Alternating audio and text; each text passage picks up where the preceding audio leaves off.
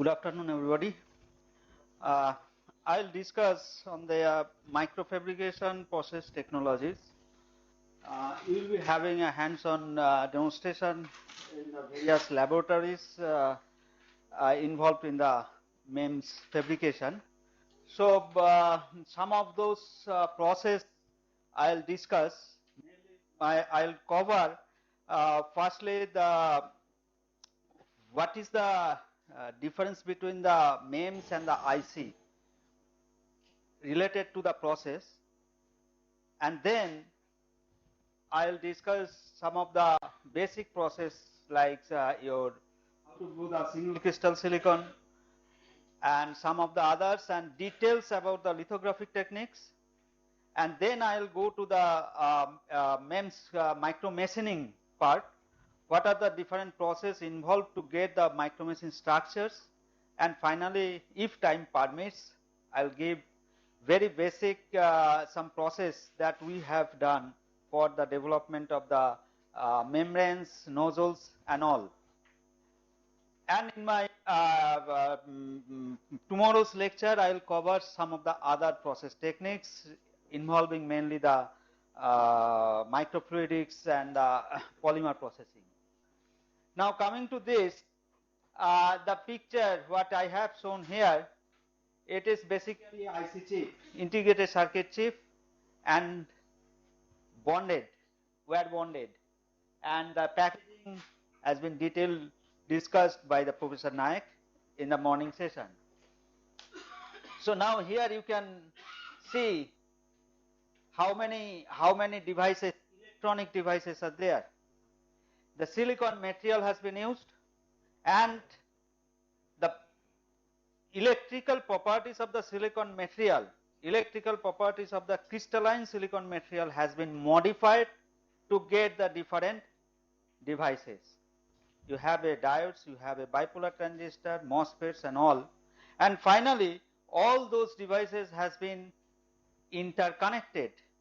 Just what we do on the PCB board, you connect all the discrete components and then you interconnect via the wires, and finally you have a input signal and you get your desired output.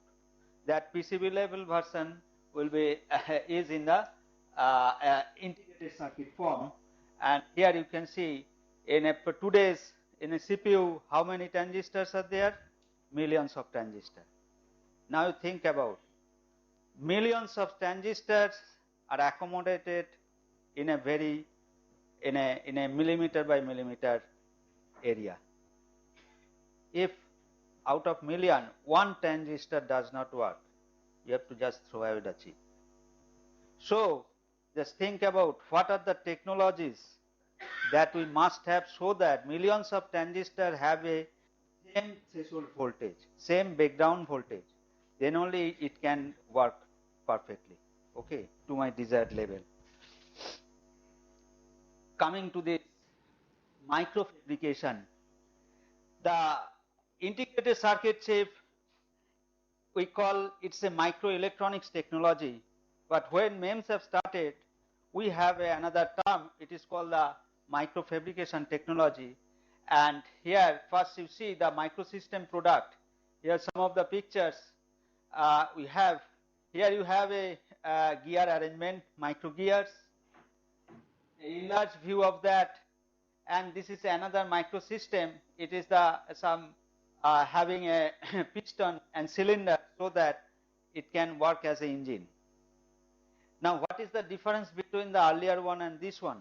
Although both are have a dimension in the micron level, but the difference is that their electronic properties of the silicon has been modified to get the circuit. You have a millions of transistors, they are separated electrically. Each and individual transistor are separated electrically, isolated electrically, okay. But here this gear and another gear, they are isolated physically, the physical distance. This is the difference between the IC and your this MEMS. MEMS you have a mechanical structure, okay, and for that suppose here you have the gear, you have a submicron gap so that gear can rotate. A piston can move. In the Professor Bhattacharya has shown the cantilever structure which can vibrate in the micro domain. Okay, so you must have a physical space so that the movement of the structure can be done. And here this is the difference. In the integrated circuit, you don't have that physical differences. You have only the devices are isolated electrically.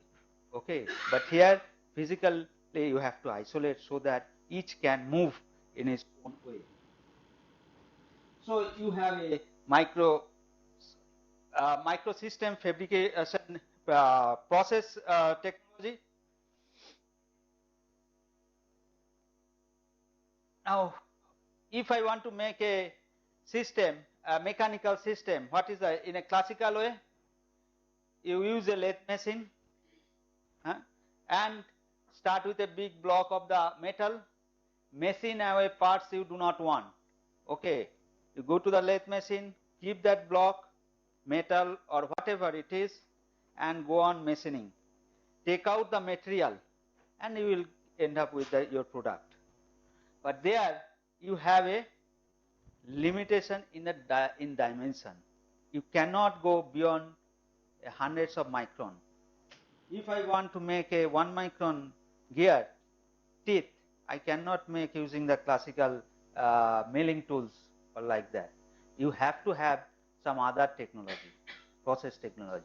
And there, this silicon technology, what has been developed over the 50 years, starting from the 1948-47 when the transistor has been invented, from that day onwards, over the 50 years, the silicon technology has been matured enough.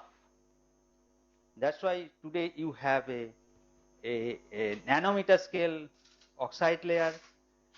The gate length has been reduced to the nanometer side, 40 micron or 32 micron technology, and all these things are available for the integrated circuit, and that technology has been borrowed for the MEMS technology. Use that technology, go for your device. Mechanical device, you have a, not only the MEMS, you have a microfluidics also. So in those, for those devices, this technology are being used. Now coming, just I'll briefly say what is the relative size. In the nanoscale order, if you say the traditional engineering linear dimension goes up to say 10 to the minus 3 meter. That means 1 millimeter or 500 micron, several hundreds of micron only. But if I want to go beyond that, say 1 micron level or submicron dimensions, you will have a microsystem technology, and there this traditional machining tool cannot work. And beyond that, you have a when it is in the nanometer dimension, we call it is a nanotechnology. Okay, and today this micro machining technology and nanotechnology are mixing up, particularly in the bio MEMS field. Okay, so some of the technology is used here, or the nanotechnology that is being mixed up to get the nano dimension of the MEMS devices.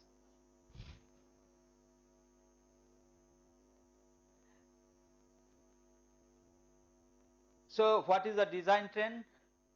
The miniaturization product and parts with the feature size measurable in the micron dimensions.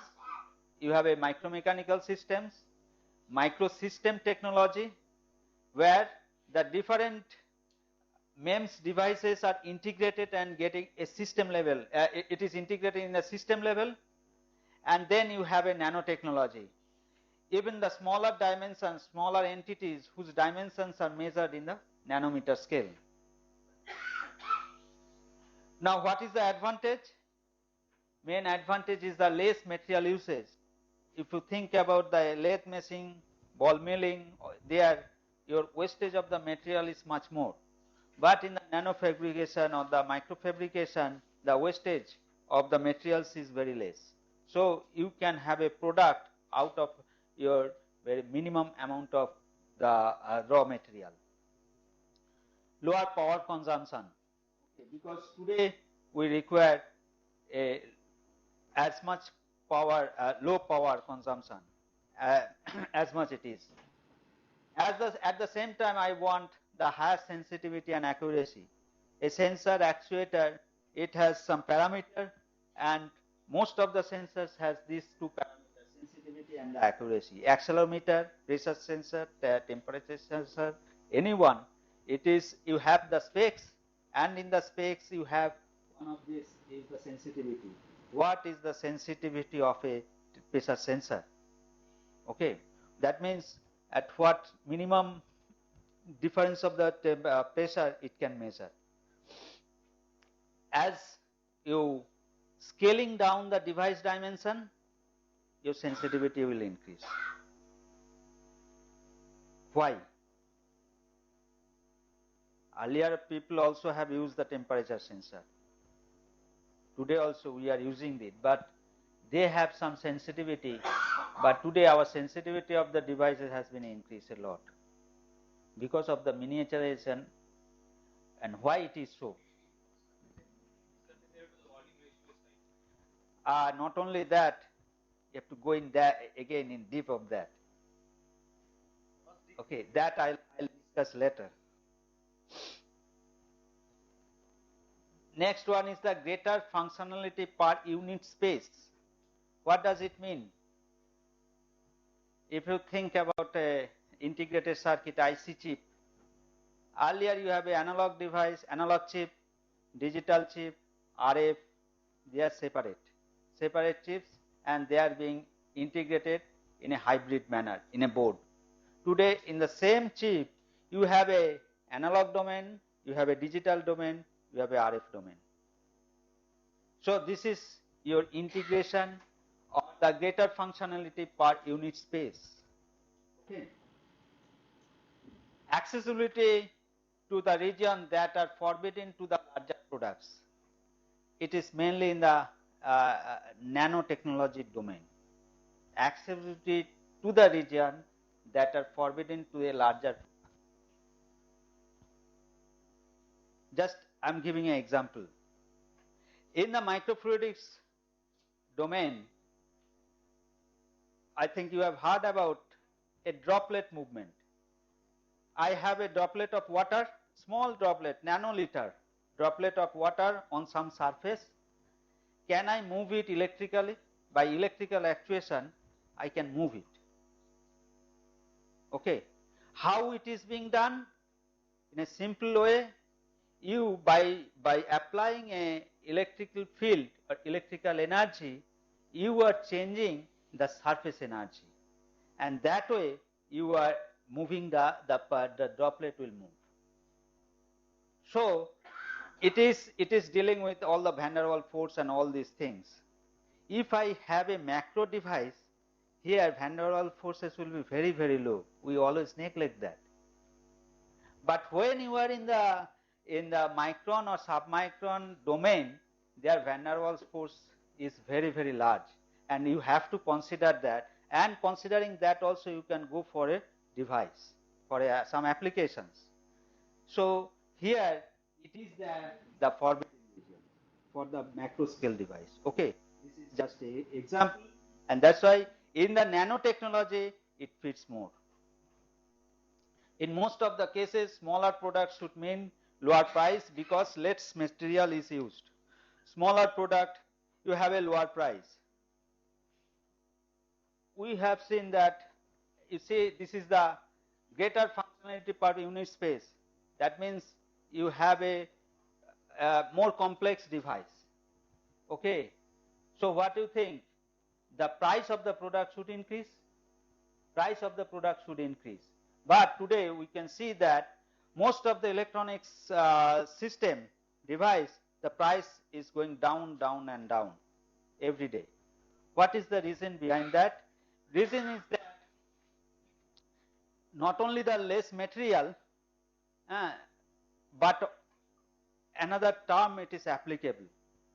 What we call, it is a batch fabrication process. What does it mean? Are you aware of that batch fabrication? If you are consider the classical mechanics where using a lathe machine, I can make a cantilever structure. Okay, it may be in the 500 micron length. I cannot be go say few tens of micron, but 500 micron. But in the lathe machine, I can produce that cantilever one at a time. So it is a parallel processing. Okay, but in the if I use the microfabrication tool, I can have a hundreds of array of cantilever structure at a time. Hundreds, thousands, millions of transistors at a time. This is nothing but your batch processing. And because of the batch processing, although you are integrating much more functionality in the space, your cost will be reduced. Okay. There are several parameters involved in going to a lower price. I'll briefly give some idea about what is the lab condition, micro fabrication lab. Here you see lot of things. The equipments are very costly. Okay, so automatically the chemicals, gases, materials, whatever you have to use, you have to have a very high purity and all these things, because it has some physical meaning. That's why we should have a very high purity level, but still price is lowering, and that is mainly because of the batch fabrication process. Okay. So types of microsystems, I will just microsensors, actuators, microstructures and micro components, microsystems and microinstrumentations. What is a sensor? It detects or measures some physical phenomenon such as a heat, pressure and whatever it is. It is in the physical domain, it may be in the chemical domain, it may be in the optical domain, whatever it is. Okay, you measure that physical quantity and output will be the electrical. Why it is electrical? Because I can store it, I can transmit the data. That's the thing.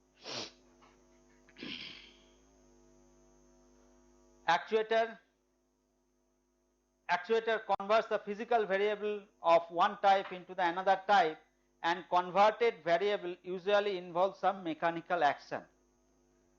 Okay, say a quartz resonator, whatever Professor Bhattacharya has discussed, if I give an electrical signal, that will vibrate, and out of that vibration I can make a device which will give a linear movement of another device. Okay, and those devices are also available for the micron order or submicron order movement of a system. I can use those things. A quartz crystal, if I give an electrical signal, very accurate pulse of that, and it will vibrate and give the equivalent amount of mechanical displacement. You can utilize that thing. So that is the actuator. And here mostly the actuators are the valves, positioners, switches, pumps and other things. Next, after the sensors and actuators, you have a microstructure and micro components.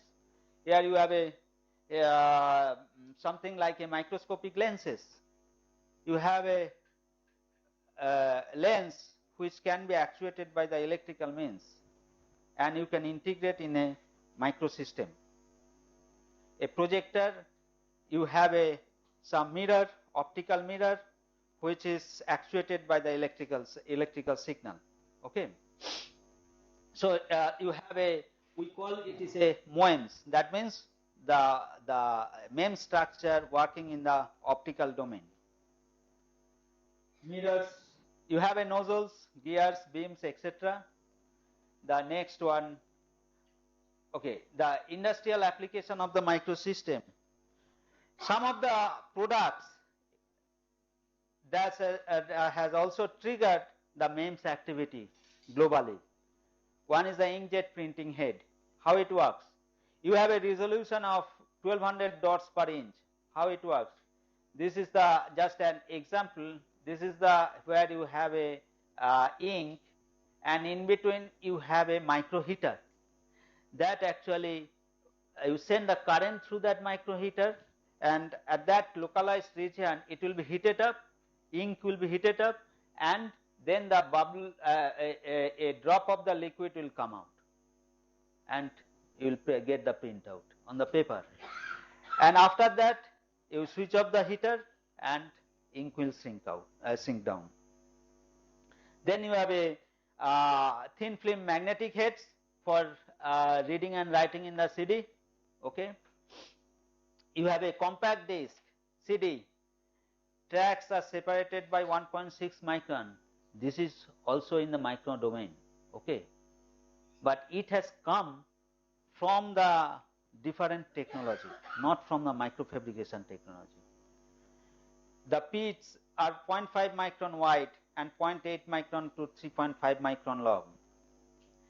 Then you have automotive components, medical applications, chemical environmental applications, and other applications.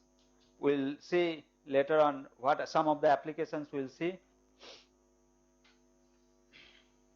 Now when the MEMS started, it started with the silicon material. Here the basic material is very, very important. It started with the silicon because silicon technology at that time, when it started, say about 1970s, the silicon technology has come to a mature state. That's why the scientists have picked up the silicon material. And also there are some other properties, some other reasons that Professor Larry has mentioned. The Young modulus of the silicon is higher than the steel. Some other more properties are there. Thermal conductivity we have to see, the electrical insulations and all those things. But basically the silicon technology has been matured enough, that's why people have taken the silicon, crystalline silicon, to get the MEMS devices. So this is the things. Next. But today it is not limited to the MEMS, to the silicon. Today you have a microfluidic device, today you have a BioMEMS device. Today another things are coming out, that is called the flexible electronics. I will have this TV screen within 5 years time, it can roll it. Then that technology is coming out. It is nothing but you're using the polymer, different types of polymer. People are integrating the devices, electronic devices in that, and we are calling it is a flexible electronics. Okay. So polymer materials are also now coming up. Why it is polymer? Because other than silicon, when people think that we can use the miniature device for the biomedical purpose, then we have to think one of the issue, that is the biocompatibility. For the IC and all these things, non-biological things, applications, you don't have to bother about that parameter.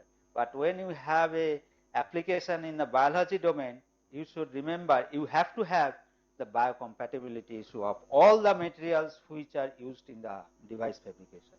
Okay. And for the biocompatibility, silicon is not a good candidate. You have to have a polymer material. That's why today globally we have a lot of polymer materials are coming up.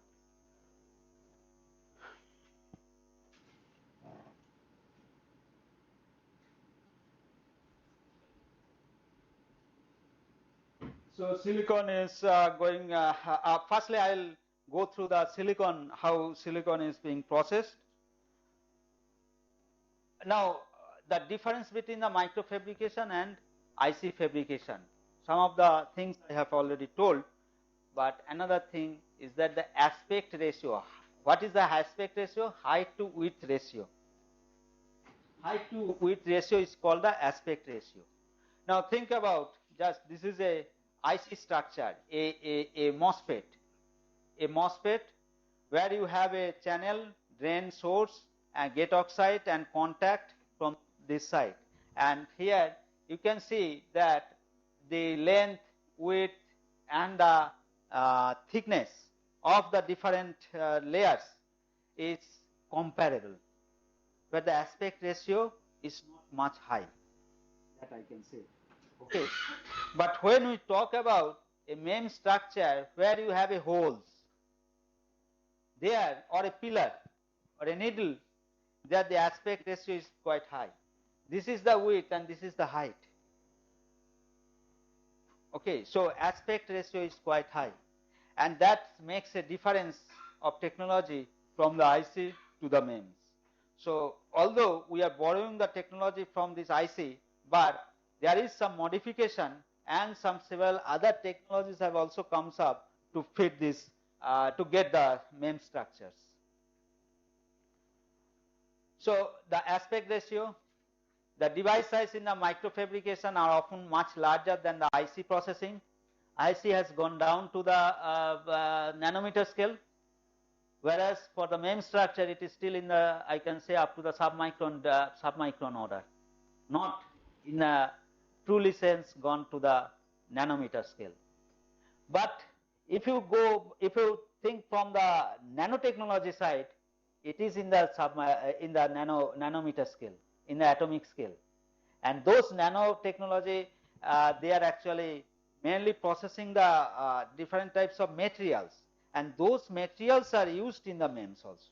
Okay, but in a true sense, the MEMS is still in the micron to submicron domain.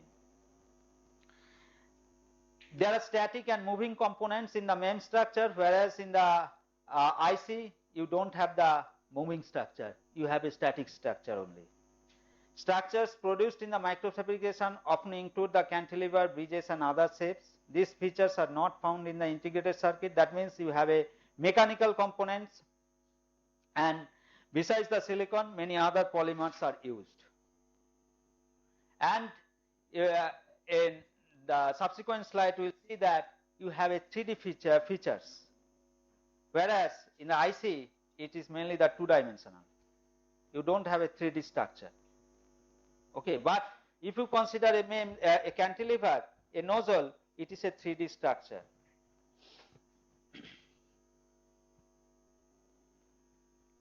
Now coming to the process techniques. First, I'll just give a spared one or two slides about the lab. Okay, what is the lab for the microfabrication? You should have a control of the dust particle in the lab. Why? And in the IC, it is much more for IC fabrication. Why it is? You think about a millions of transistors in a millimeter size, and a dust particle, you have a dimension of micron. If it falls on that area, device will go. Whole device will go. So we have to have a control over the dust particle. Okay, and for that you have a technology, clean room technology we have, with the different filters and all. Air is circulated in the lab. Okay, where we have to, some physical human beings have to be present also. Human means you have some dust particle. Okay, then another one is the temperature control. Temperature control is also necessary.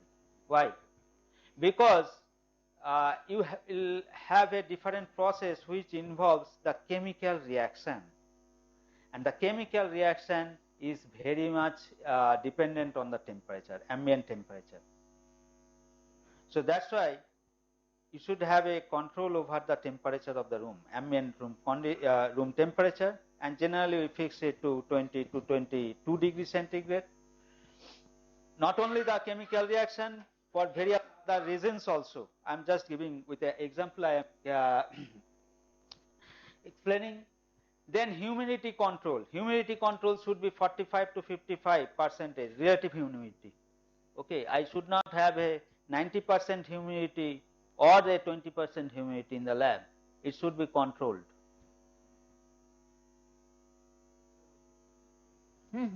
Yes. So dust particle, temperature, humidity. How we classify the cleanliness of the lab? We call it as a class 100, 1000, 10,000 like that. What does it mean?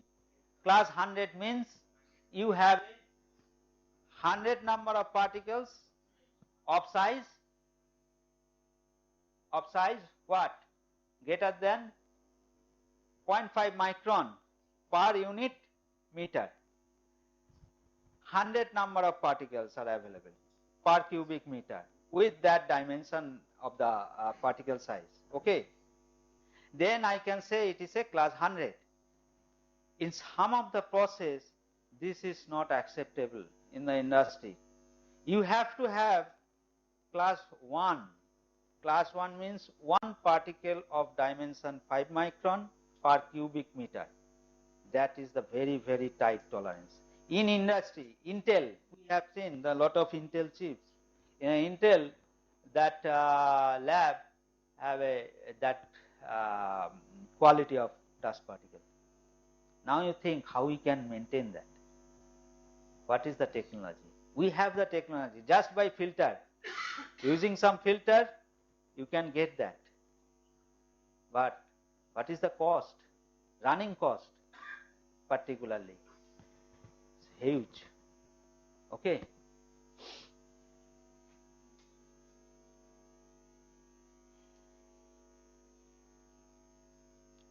And of course, you have in the lab when you are entering, when you open the door, the outside air will come inside, then the particle will come. Then how to prevent?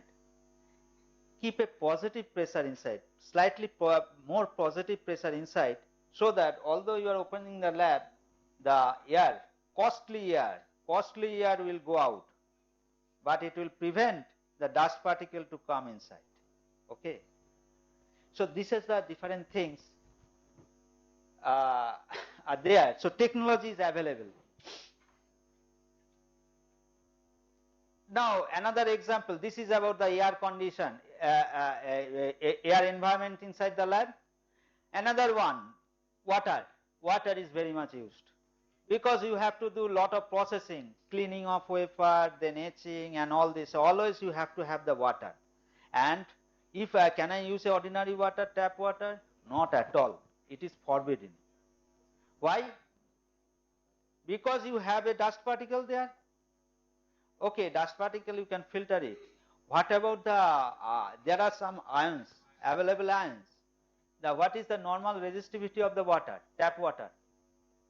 It is, resistivity is very less, conductivity is very high because you have available ions are there. If I use that water, what will happen ultimately? Why I am saying all this? Ultimately, you after making a diode, I have designed it for the 100 volt breakdown voltage.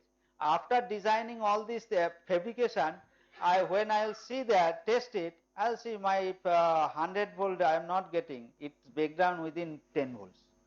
What is the why? Because just think about water, tap water if I use, you have ions. When you are cleaning the wafers, and all those ions, available ions will be incorporated in the silicon wafer. All the silicon you are using, that is very high purity. So unknowingly some of the ions has come, and that's making the device less with a less voltage, breakdown voltage. That's why we have to use a deionized water. Okay, we have to use a deionized water, DI water, which has a resistivity of about 18 megaohm centimeter. This is the standard maximum resistivity you can get in a water, and that is also with the technology. Okay, and probably when you will have a demonstration in the lab, you just show those things, how you get the 18 megaohm centimeter resistivity. If they use the tap water, then it will go through the different process, and finally you will get that water, and that water is used for processing of the your wafers. Okay, and it is very costly because all the 24 hours that system, DI water system, has to run. Once, suppose, just for your information, from the tap water I will get the deionized water. If I keep it in the bottle, you will not, it will after 1 hour or even after 5 minutes, if you check the resistivity, you will not get 18 megaohm. because from the container itself those ions are available ions, moving ions, it will be incorporated in the water and you will not get. That's why what the technology says that you always recirculate it through the different filters and then you will keep maintain that 18 megaohm. Okay, so that means you 24 hours the DI water system is running. That means you will have a cost. Okay.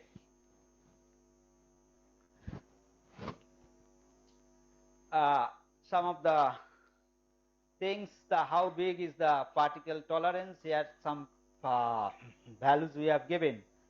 Okay, how the system, the clean rooms. Then just a example, sometimes the big industry can afford this, the cost, okay, the running cost particularly, because in the microfabrication or IC fabrication, those industry, it is running 24 hours. Then your cost will be reduced. If you switch off and next day if you switch on, then the cost will be much higher. A furnace, it is used for the diffusion purpose, for various other process also. It is for diffusion we require 1000 degrees centigrade. Today morning I switch on the furnace going to 1000 degrees centigrade from the room temperature, you do your process and then you can switch off. Next day again you come and switch on. The whatever electricity it will be consumed, rather we can keep it at 1000 degrees centigrade for the next day. Your consumption of the electrical power will be less that way. So in the industry particularly, it is running 24 hours. Okay, but when you will go in our lab, it's a moderate kind. It is no way matching with the industry standard. So and for your information, our lab we can go up to several microns only, not in the submicron domain. Okay. Now to have some of the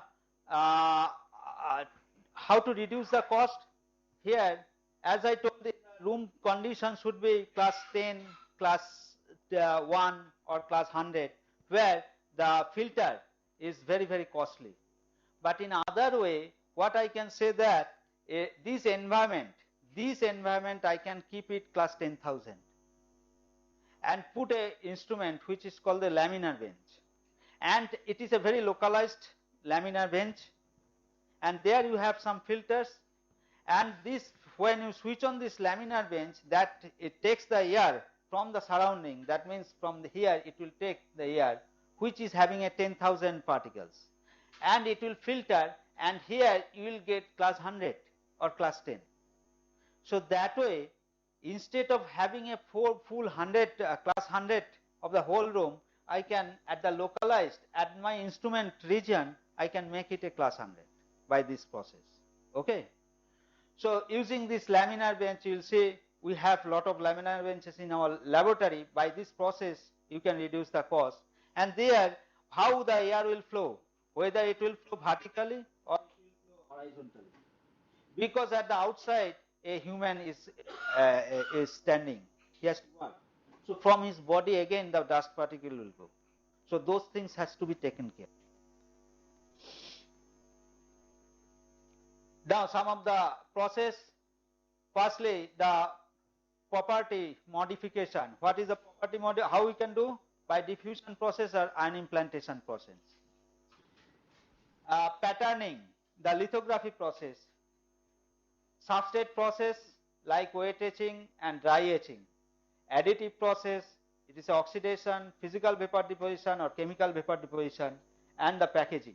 Okay, this all involves in the IC as well as for the MEMS fabrication. I'll mostly cover the lithography process and etching process and the physical vapor deposition process. Property silicon wafer, silicon materials property modification means it is by the diffusion process. What is a diffusion? Diffusion is a natural process.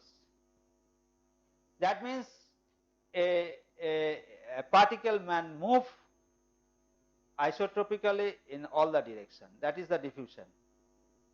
If you have a higher concentration here and a lower concentration of the particle here, then from the higher concentration particle will move and make a equilibrium, a uniform concentration. This is a diffusion process. So now when you take a silicon wafer and I have to make a PN junction, okay, so you have a N-type, you have to diffuse a phosphorus for the N-type modification. For P-type modification, you can choose it from the group 3 element of the periodic table, either boron or any other material. Now you have to incorporate that atoms, molecules in the silicon wafer. How you do? Generally, it is at a very high temperature, about 1000 degrees centigrade. You keep your wafers and open the source, the phosphorus or boron, it will diffuse in the silicon layer, and that way you can modify the electrical properties of the silicon. That's all. Okay. Now how much or how many number of particles will move inside the silicon, that will depends on what is the temperature, what is the concentration, and what is the time you are giving for the diffusion process. For that you have a physics, you have a different equation, Fick's law and all these things that will govern you what is the ultimate concentration you will get after the diffusion process. Okay. As the diffusion is a isotropic process, so when you will diffuse the silicon, it is going along the depth region, along the thickness direction. It will also diffuse in the laterally because it is a natural process. It is an isotropic process. It will go not only go vertically, it will go laterally, this direction and that direction also. If I have a submicron device, a channel length is few nanometer, another channel length at the side also, then what will happen? Where it will diffuse here, and due to the lateral diffusion it will come to other device also. So both will be short circuited. How can I prevent? By use some other technology so that the lateral diffusion can be avoided. Only the vertical direction you can do it, and that is your ion implantation process. In the ion implantation, what people are doing, high energy phosphorus or boron particle is incorporated in the silicon, which is have a very highly direction. That means it will go along the depth only. It will not go laterally.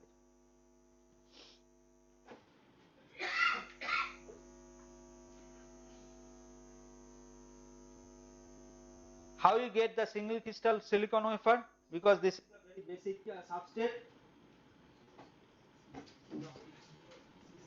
C sand, because it is easily available, abundant. So take the Si, what is the sand? SiO2. So took that, and then you have to melt it and process with the carbon and other things. I am not going into the details. And then you get the silicon. Okay, there are different process involving there, so that you can purify also, and then you will get a silicon material only, not the crystalline one. It is just a silicon material. It may be amorphous, it may be a polycrystalline. You know the polycrystal and amorphous and crystalline. Crystalline means you have a periodic structure. Okay, in the morning Professor Lyry have shown a very good picture where how the atoms, silicon atoms are arranged periodically. Okay, that is the crystalline structure.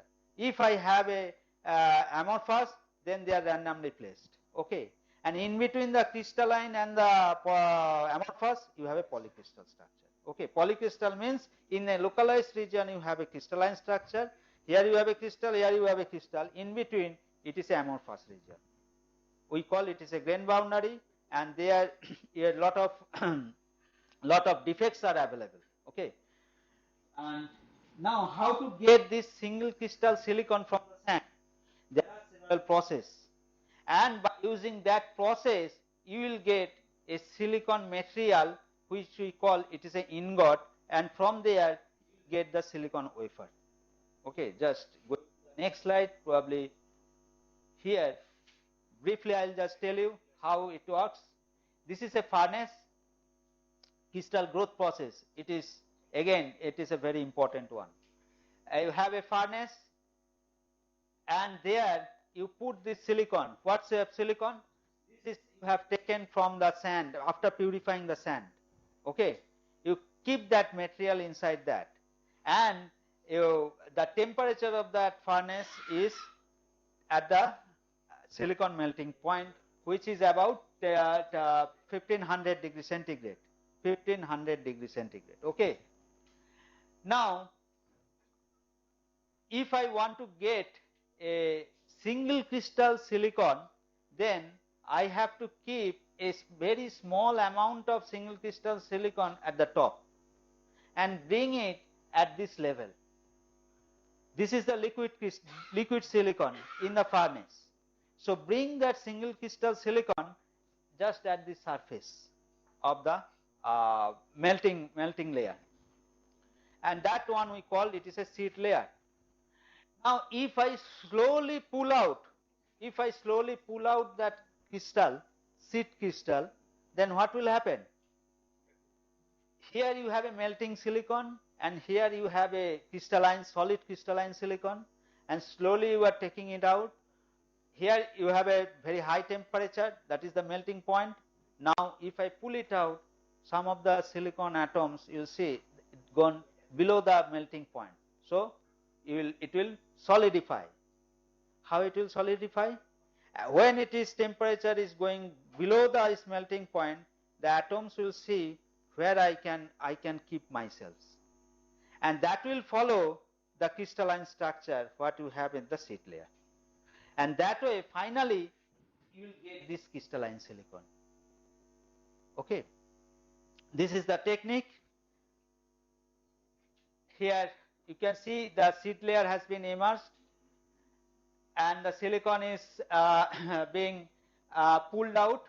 As you are pulling out, it has to rotate also. It has to be rotated so that you will get a uniform thickness, uniform diameter and all these things. And you can see the temperature is about 1500 degrees centigrade. And finally, as it goes up, it will cool down and finally you will get the ingot, silicon ingot. Okay. Now what is the diameter of that? And there is a history for that. The silicon wafer, as I have shown you, silicon wafer, this is the silicon wafer have been cut from the ingot. What is the diameter? When the transistor started at the industry level at the 1950s, it was only the 1-inch silicon wafer, 1-inch diameter, and but single crystalline. Today, industry is using 12-inch diameter. Why? Because the batch processing. But although the diameter has increased, but there are several other processes. For all the instrument, it has to be compatible with the 12-inch diameter. Particularly the lithography process, the furnace where you will do the diffusion, ion implantation, where you will do the thin film deposition, plasma deposition. For all these things, those instruments also has to be compatible with the 12-inch diameter. Okay, then only you can go with this. Otherwise, you cannot. Okay, but still, for the MEMS, for our academic purpose, we don't use the 12-inch. We use again 2-inch to 4-inch maximum. Okay.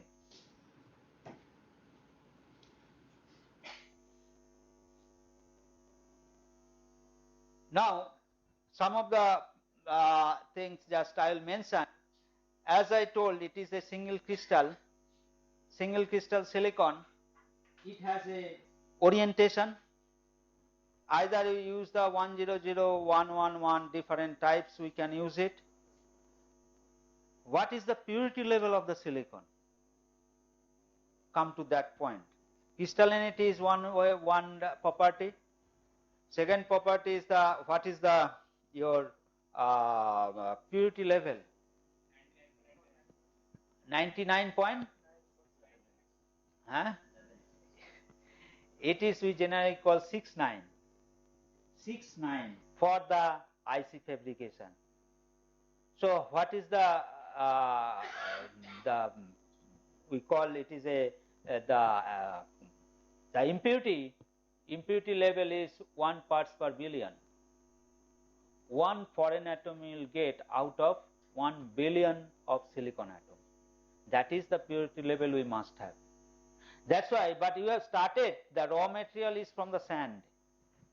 And there, the sand, it is, you have a alkali atoms, sodium, potassium is very much available. But that is, those sodium and potassium are detrimental to the MOSFET.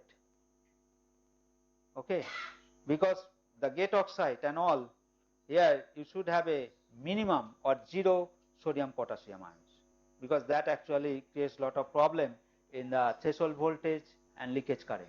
Okay, so but your source material is from the sea, where you have a lot of alkali. So there is in between also you have a lot of technology process involved, so that you will get a very high purity 669 purity of the silicon. Finally, what is the crystalline structure? We have seen that the atomic structure we have seen, and you have a nanometer scale of that device dimension, and there suppose in any crystal physically we should not have a very perfect crystal. All the crystal has some defects. All crystal, you will not get any crystal which is absolutely perfect. Defects means there is maybe some foreign atoms may be sitting on the silicon, or the silicon atom is absence. So there you have some defects. Okay. Now you think about the dimension of the device at the atomic scale, nanometer dimension. Out of the thickness of the oxide layer or the channel length, the thickness of the channel, it is only a few nanometer, only 20 atomic layers. Out of 20 atomic layers, in a 1 atomic layer, if as defect is there, it will not work.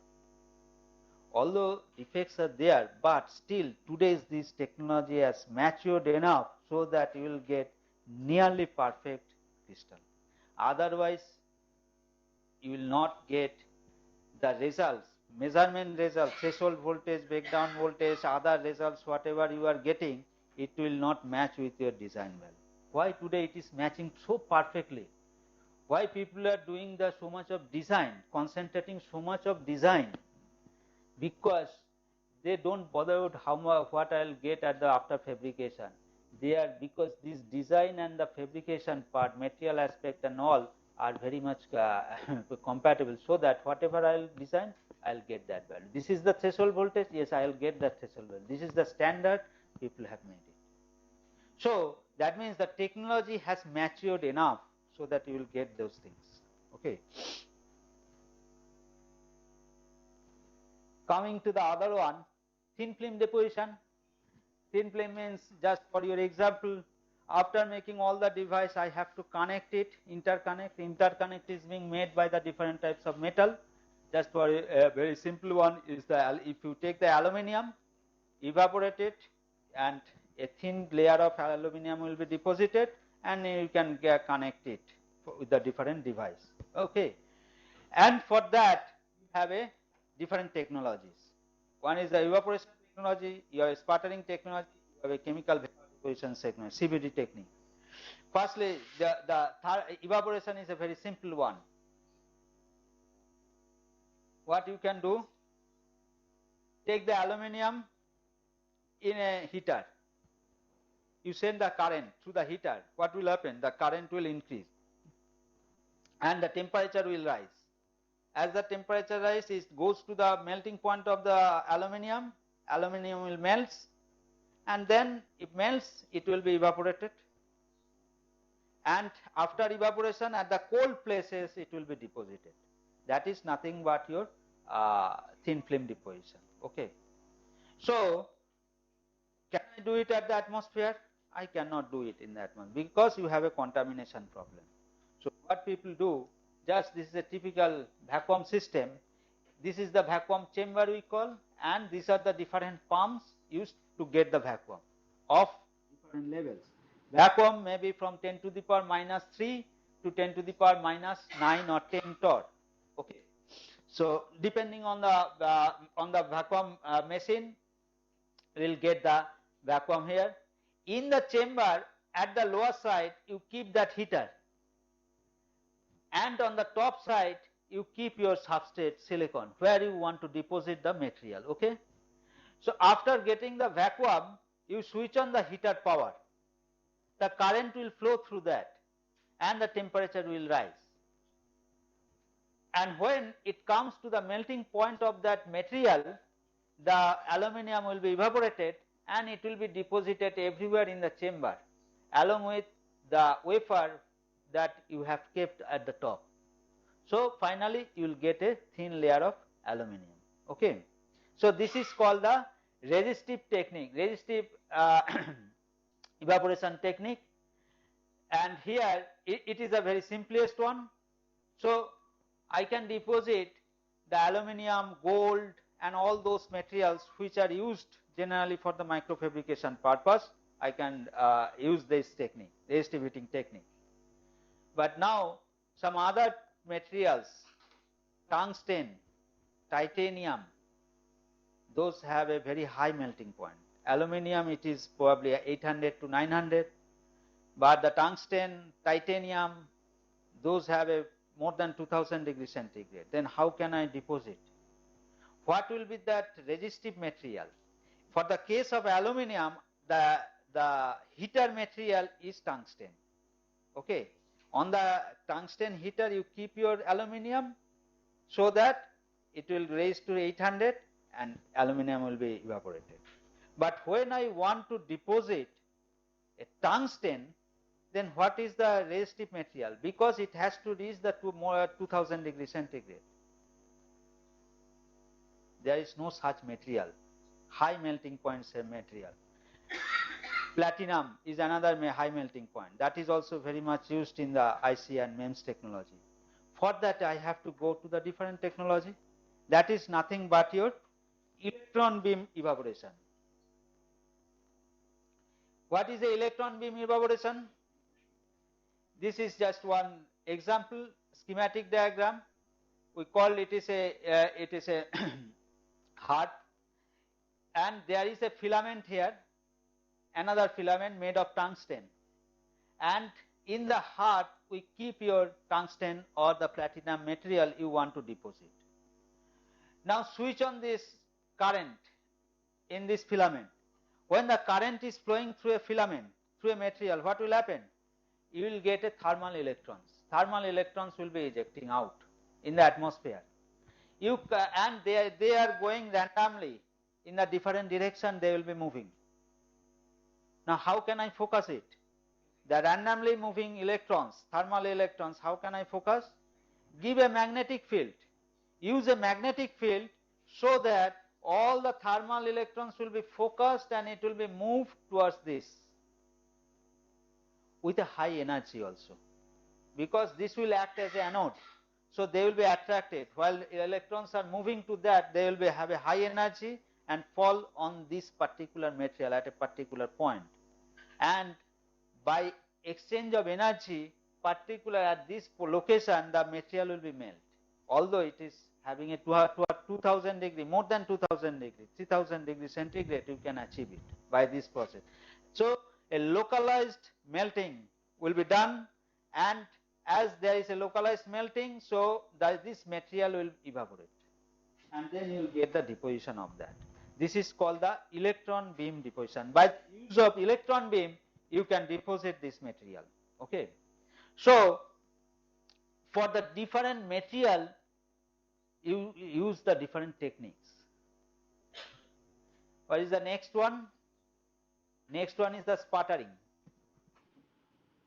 Suppose the gate oxide SiO2, it is not a metal, it is an insulator.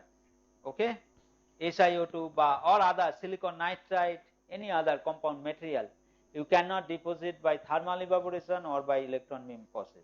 You have to use some other technique. What is that technique? Generally people use the sputtering process. What is happening in the sputtering process? the high energy particle or plasma to dislodge the atom from the surface. So you have a cathode and anode,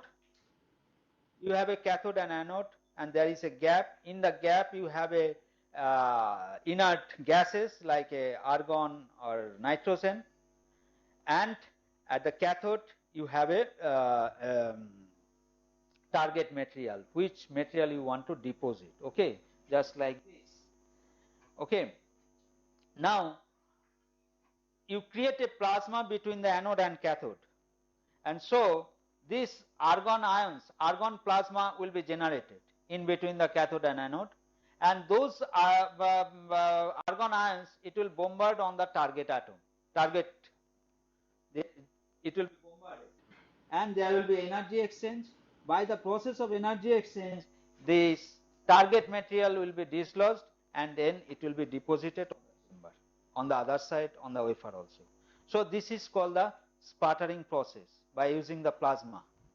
Now by this process you can deposit the metals, you can deposit the insulating materials also, compound materials like silicon dioxide, silicon nitride also you can deposit, okay. The next one is your chemical vapor deposition. What is a chemical vapor deposition? Chemical gases or the vapors react on the surface of the solid and produce a solid byproduct on the surface in the form of thin films. Again, the example is your silicon dioxide. Although sputtering process can be used for the deposition of the silicon dioxide, but use this one, CVD process, where you introduce the gas, silicon gas, it is generally a silent gas, SiH4, silent gas, you introduced in the chamber along with the oxygen gas. Both the gas will come inside the chamber where you have a high temperature, because you have a heater, you have it is a furnace. When it comes to this chamber, at that high temperature, there will be a chemical decomposition will occur. SiH4 plus O2, it will form SiO2, silicon dioxide will form. So this chemical reaction will occur at the vapor phase, and the product, the byproduct will be deposited on the surface of the silicon wafer kept in the furnace, okay. So this is the another technique, and this is called the chemical vapor deposition technique. By this process, people are depositing various type of materials on the silicon surface, okay. Now you have the several techniques for the thin film deposition. Just I'll give you two issues. One issue is the stress management and the step coverage. What it is? What does it mean by stress? You consider a silicon substrate or a glass substrate, whatever it is. On top of that, you are depositing something. So the Young modulus are different. Finally, if there is a huge mismatch of the Young modulus, then there will be a compressive strain or there will be a tensile strain, and due to that the film will disrupt. And in tomorrow's lecture, I'll give more details of that for our BioMEMS devices. So how to manage this stress? This is one issue. Again, in the morning, Professor Larry told that use the stress to get a high mobility device. That is the another area. A silicon germanium. Use the silicon.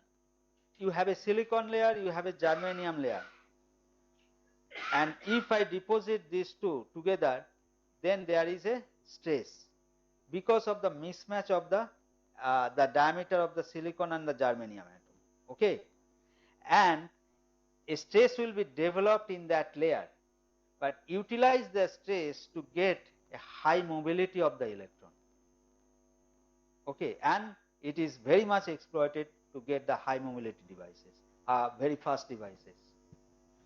The another problem is the step coverage. What does it mean? when we deposit all this material on a substrate, you have some, it may not be a smooth surface. There is some ups and downs. And those things are in the micron or in the nanometer region.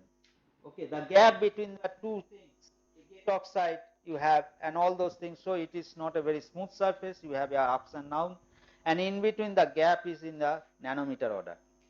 When you deposit from the top or from the bottom, this coming here, so although you have a thickness here, uniform thickness over this, but at this side, at the bottom of this, you will not have that much of thickness because of the obstruction of this height. This is called the step coverage. Okay, when you are depositing here from the point source, the molecules are going, okay, but due to that height of those structures, some molecules will be obstructed and it will not be reach to that surface layer. So whatever thickness you will get it here, you will not get the thickness here.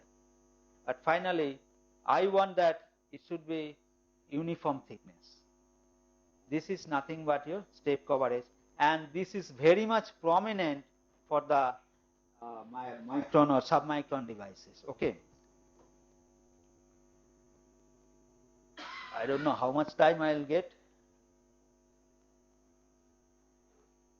Time is there. Okay.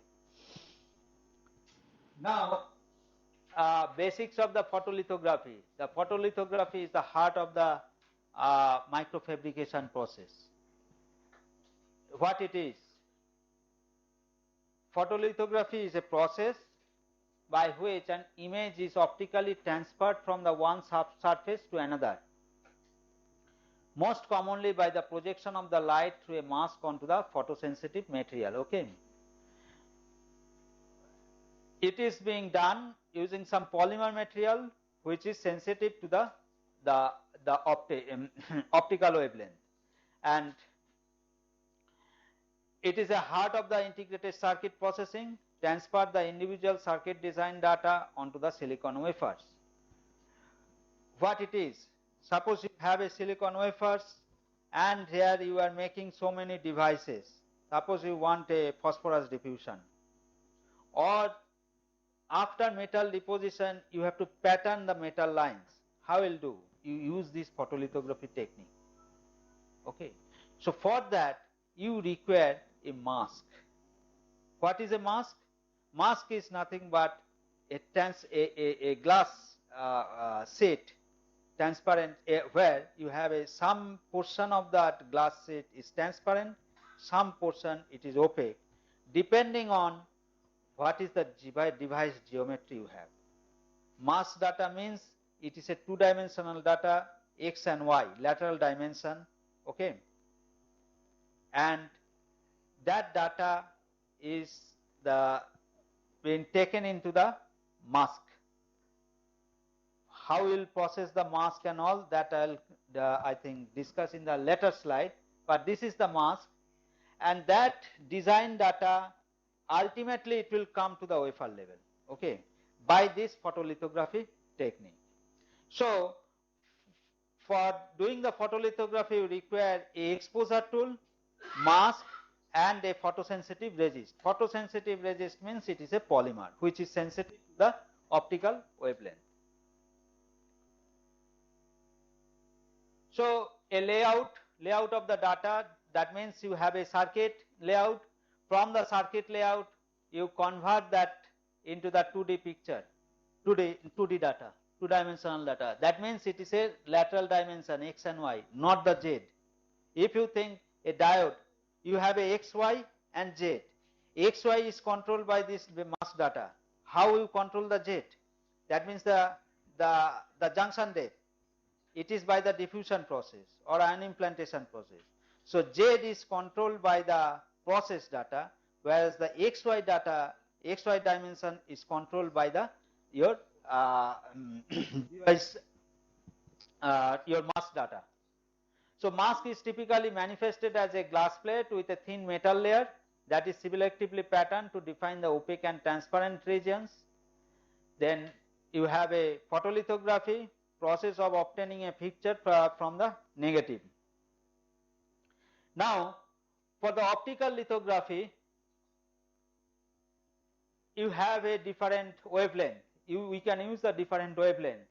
Initially we started with a 436 nanometer, or then it reduced to 405, 365, like that.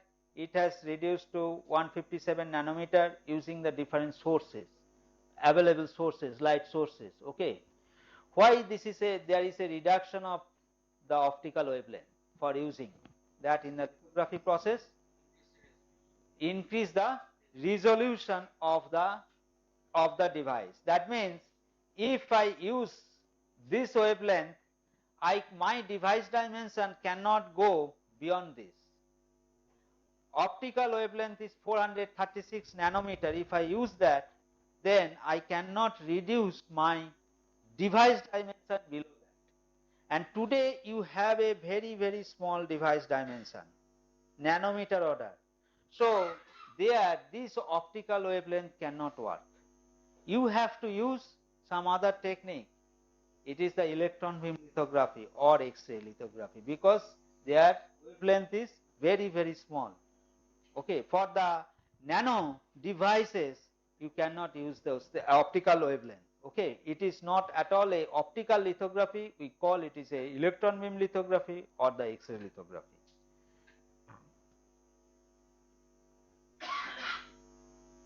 In a one sentence, depending on the photoresist or the polymer used, either the exposed or non-exposed area of the film is removed in the developing process. This is called the photolithography. Okay, how? Just in a once.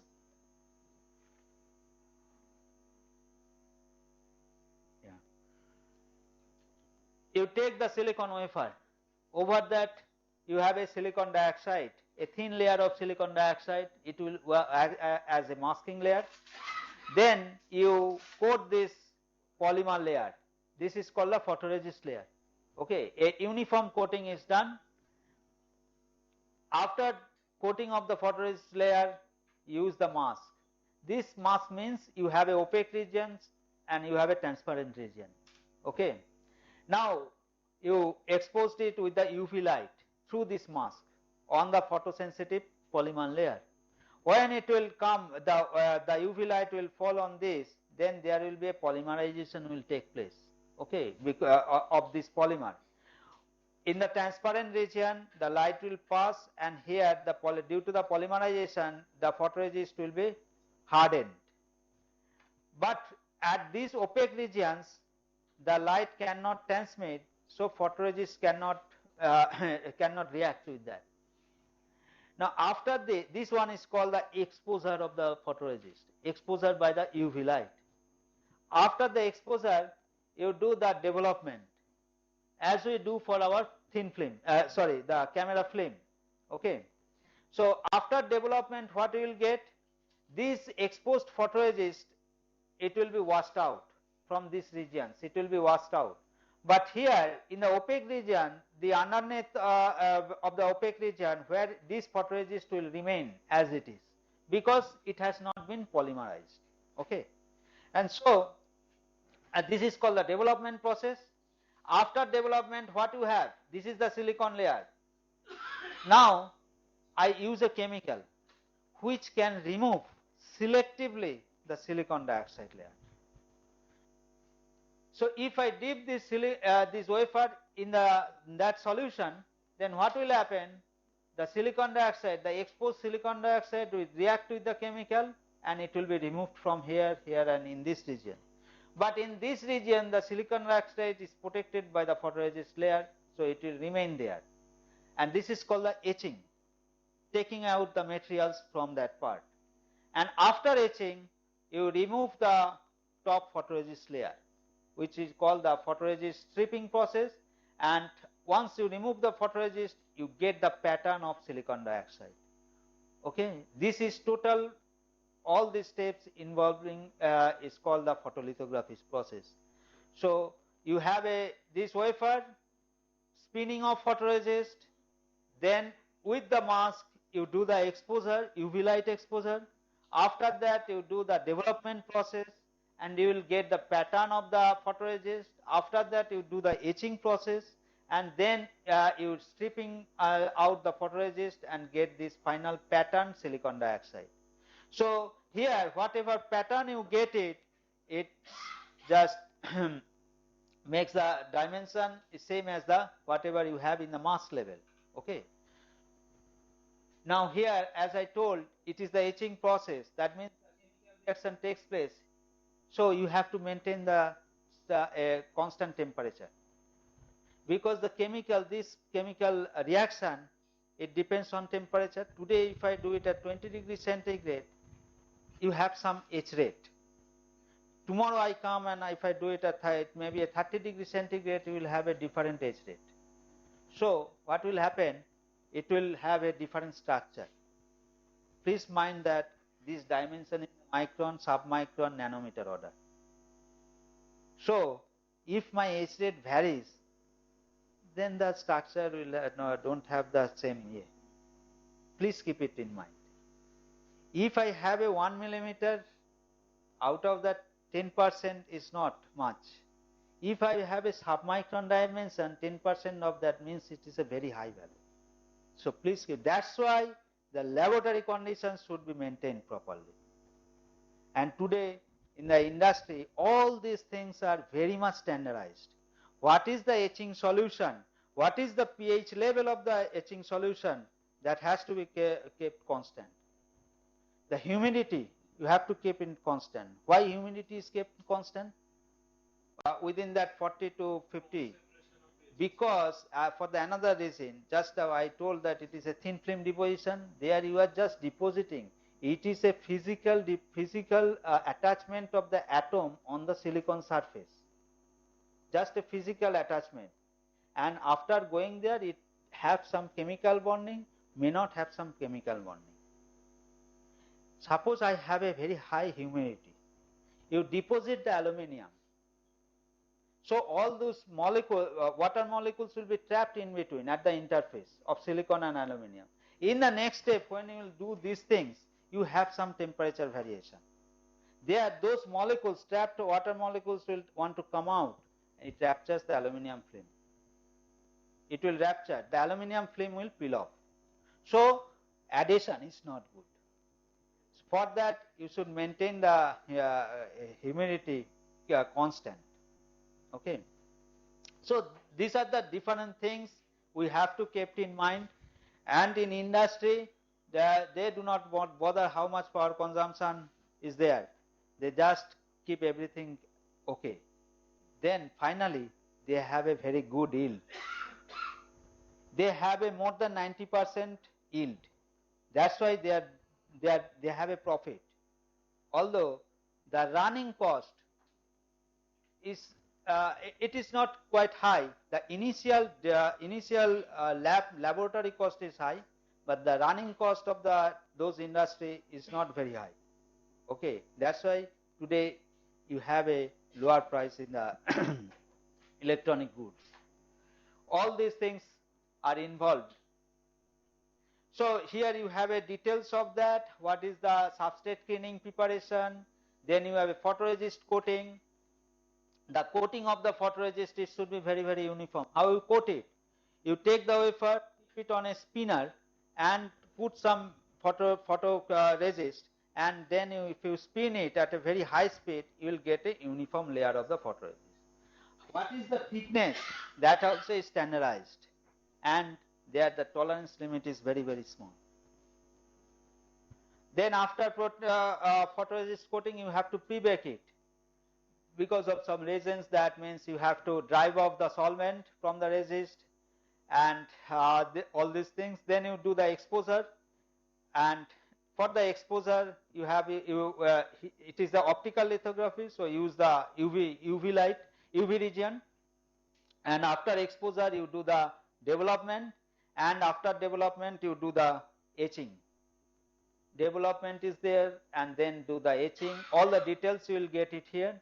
And then you stripping of photoresist, and finally you will get this pattern. Okay. Now we can use two different type of resist. One is a positive resist, another one is called it is a negative resist. What is the difference of these two? Here you can see this is the things. Here for the positive resist, here it is a negative resist. Same mask I have used. Finally, you have achieved this pattern here for the positive resist, for the negative, this is the pattern. What is the difference? Difference is that for the positive resist, where you have the opaque portion, there the materials will remain after etching. But for the negative resist, where you have a transparent region, there the material will remain. So they are just works in an opposite way. Positive resist, when it react with the UV light, the polymerization will take place, and there the polymer will ultimately remain there, and unexposed resist will be developed in the solution. Whereas for the negative photoresist, it is the polymerization where takes place, there the photoresist cannot be removed by the developing solution. But the unexposed area photoresist, it will be removed by the developing solution. So you will get just a, that's why it is called the negative. Why it is called the negative photoresist? Because you are getting a negative of the pattern whatever you have in the mask level. Positive photoresist is that because it is the pattern you are getting, it is similar to your mask. Okay, this is the difference. Plus the other difference is that positive resist can give you a higher resolution, aspect ratio is very high, and lower throughput. For the negative resist, it has the resolution, you cannot go beyond the submicron level, swelling of photoresist, and large throughput. Now, when you do the exposure, you have a three different types of exposure. One is called the contact printing, second one is called the proximity printing, and third one is called the projection printing. What is the difference? Difference is that here this is the wafer with the photoresist, and top of that you have put the mask. Now please remember that mask is very costly. Okay, because your data, the layout pattern, 2 dimension of the layout pattern has been transferred in the mask, and the mask is very costly, and the mask is used for the several times. Okay. But when you are processing, it is in contact with the wafer. So because of the handling, there may have some scratches and all, and that actually creates a problem in the mask. In further, you cannot use it. So you have to be careful when you are using the mask for the contact lithography. This is the problem. Okay. What is the benefit here? Here the resolution is very high because it is in contact with the photoresist. There is no gap between the wafer and the mask. So whatever the light is parallel. Now if you consider this one where it is called the proximity printing, here we have kept a small gap, micron order gap is there. So wafer, mask will not be scratched out. No way, because you have a gap. Mask light will increase, but at the same time you will not get a high resolution. Why I will not get high resolution? Because when the least light is parallelly falling here, after going there will be a diffraction, so it will go in this way and this way, so ultimately finally it will expose only this area, like that. Because of the diffraction pattern of the light beam, you will not get a very high resolution. And this is a projection printing. I am not getting into details. It keeps the mask life very high. Also you will have a high resolution, but cost of the machine is very high, and the processing the exposure is also very high, because it takes only some portion of the mask and print, then the wafer will move, then other portion of the mask will be exposed on the wafer in that way. So although this is a parallel, you are exposing the whole wafer at a time, but in this case the partial wafer area is exposed at a time, then in the next step the another area will be exposed. That way it takes a longer time. Okay.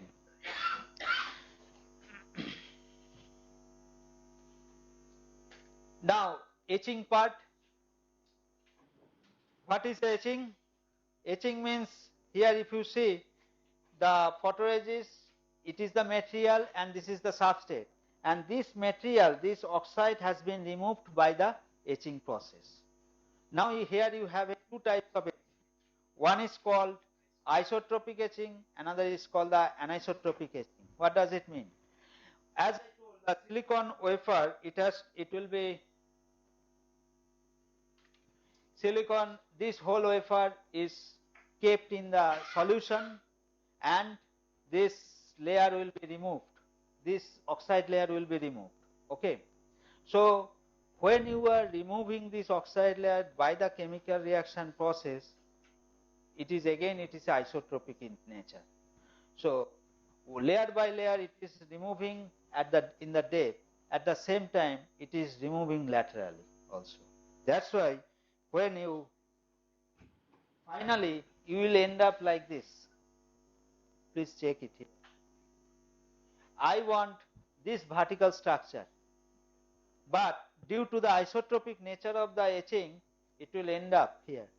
So if I have a submicron dimension, if it is a 0.5 micron total length, then you will end up to 0.4 micron. This is no way acceptable in the IC or even in the MEMS process. That is the drawback of the isotropic etching. Isotropic etching means it will go in all the direction in the same way. That's why you have an undercut. We call it is an undercut. How can I prevent it?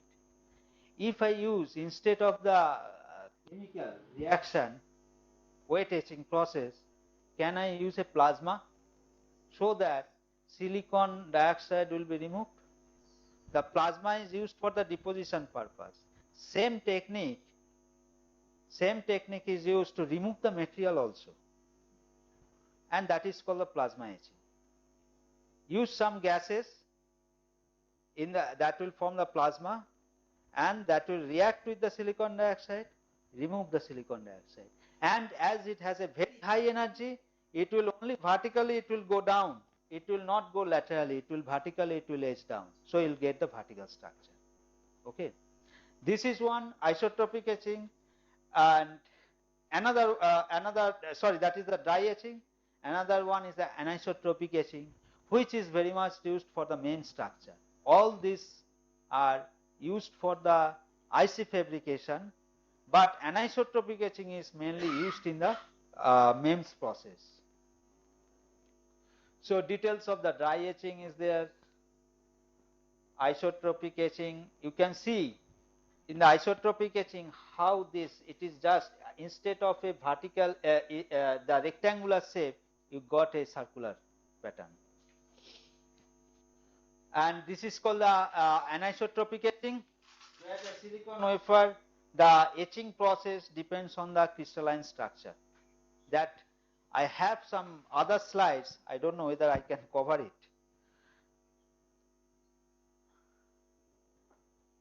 And escaping that, wet etching process, how is silicon is being etched? In the isotropic etching, you use a chemical, hydrogen fluoride. The fluorine will attack the silicon. So whether it is a chemical etching process or a dry etching process, use a fluorine gas, and then silicon will be removed. Okay. This is the problem in the optical lithography that I have already told, that a diffraction phenomena. So here, if this is the mask and the light is coming from here, I want that the light intensity should be like this only. Okay. But due to the diffraction phenomena, the intensity of the light is like this. So beyond the mask, beyond the opaque transparent portion, you have some intensity of the light. Here I want the zero intensity, so photoresist will not polymerize. But in practically you have some intensity, and that creates the problem, and after development you will get like this. So this is your limitation of the optical lithography system. Okay. That's why people are going to the electron beam lithography. Electron beam, why electron beam? because wavelength is very small. Okay, so device dimension can be reduced. At the same time, you don't have that problem. Okay, diffraction problem. You can avoid that. But the whole system is very costly and complicated also. Here you don't have to have any mask. You don't require any mask. In the optical lithography, you require a mask, but here you don't require any mask. How it works? You have this 2D layout data, and that is fed here, and through this devices you can generate the electron beam. Electron beam generation is very simple. Use a filament, flow the current, thermal electrons will come out. You with a magnetic field you focus it, and then you can accelerate with the voltage. That's all. Okay. So use that, and then you have here you have a sample, photoresist coated sample is here, and here you have some of the beam blankers and the scanning coils are there. What does this means? This is controlled through this computer. That means I want to write only at this portion. So depending on my two-dimensional 2D data, this scanner will move. Here the voltage will be applied. As the voltage will be applied, the electron beam will scan like this and making on and off. Okay, and the sample stage it will move also in the x and y dimension. Okay, so slowly the electron beams is coming down. Then by the electrostatic force in the x, y dimension, the beam will be moved as well as the stage will move. And by that process, the whole structure will be written on the photoresist. This is the thing for the electron beam, but the speed is very low because it has to move. In the earlier optical lithography process, what is happening? Through the mask, whole wafer is exposed at a time. But here, for all this writing of these 100 millions of transistors, it has to move. Electron beam has to move. And the stage also has to move. The wafer also has to move in the x and y direction. That's why it takes a lot of time. So, at the same time, the cost of the machine is also very high. And the another thing is that the lithography process is very much required in the any device fabrication. For a CPU, you require about 50 numbers of lithography step. 50 times you have to do lithography step. So now you can think how much it will be. It is not a batch processing, whereas the optical lithography is a batch processing. Here it is not batch processing. It takes a lot of time. The alternative is people make the mask using this electron beam lithography. People make the mask using this electron beam lithography. So you will have a very high resolution. Then use that mask in the optical lithography, where you will have a batch processing. Okay. And that way they are controlling the cost also. And besides that, okay, I'll skip. You have also a X-ray lithography. For the X-ray, that machine is also very costly because you have to generate the X-ray. Plus, here you have another problem that is called the mask. You require X-ray cannot be controlled electrostatically. For the electron beam, you can control electrostatically. X-ray cannot be done. And for the X-ray also, then I require a mask. Which one will be the mask? What material I can use as a mask? X-ray can penetrate everything. That is another problem. But X-ray can give you much higher resolution compared to electron beam. So there are some what technique you will use now depends on the cost and all these things. So accordingly, people choose. At today's scenario, people use the electron beam lithography mainly. For the nano technology, people are using the electron beam lithography directly. and for the IC industry they use mainly for the mass fabrication. Okay. Now bonding, packaging, already it has been covered. I will not go into the details. The micro machining technology, shall I move or I stop here?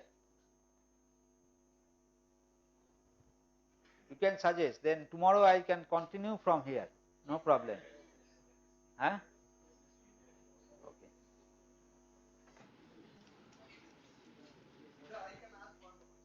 Yes, yes, definitely. By definition, is there any difference between MEMS technology and MST? By definition, is there any difference between MEMS and MST? MST, Microsystem Technology and MEMS. That is the microsystem where you have the MEMS component as well as the electronic component together. But in the MEMS, it is only the MEMS device. That part I have not covered. Today the microsystem or the system on chip, SoC, system on chip, means you have a mechanical component as well as you have a signal conditioning circuit together. That is another area. Okay. What people do, people take the MEMS structure device, people take the signal power conditioning circuit and they package it in a hybrid way. But when, suppose an accelerometer, okay, you have this accelerometer here, you have the signal conditioning circuit here, and package it together. During the, what packaging means? Bonding from accelerometer to signal conditioning circuit, okay. Now when you do the packaging or wire bonding, you have a lot of stray capacitance. Now if I can integrate it in the same chip, in the same wafer, I have the accelerometer, at the side I also have the signal conditioning circuit. There stray capacitance will be reduced much. You can reduce it very much. This is the difference. But the technology to get this together on the same chip is very difficult. Because the circuit means you have a CMOS processing. The MEMS you have another processing. MEMS you have a lot of very fragile structure like a cantilever and all. Whereas for the signal conditioning IC chips means it is a solid substrate. But here you have a lot of cantilever, this, that, you have a submicron gap. If there is some shock, some vibration, that will damage, your chip will be damaged. So these two are still you cannot do it on the same chip. It is very costly. But if I do a hybrid packaging, their stray capacitance will be much high. Okay. So this type of difference are there. On books is written generally USA use MEMS, but Europe the same technology is called as a microsystem. Yeah, they are microsystem nowadays it is you should have the signal conditioning circuit together because it is a system.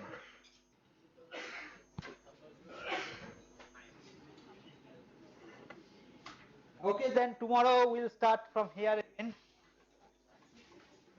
Thank you very much.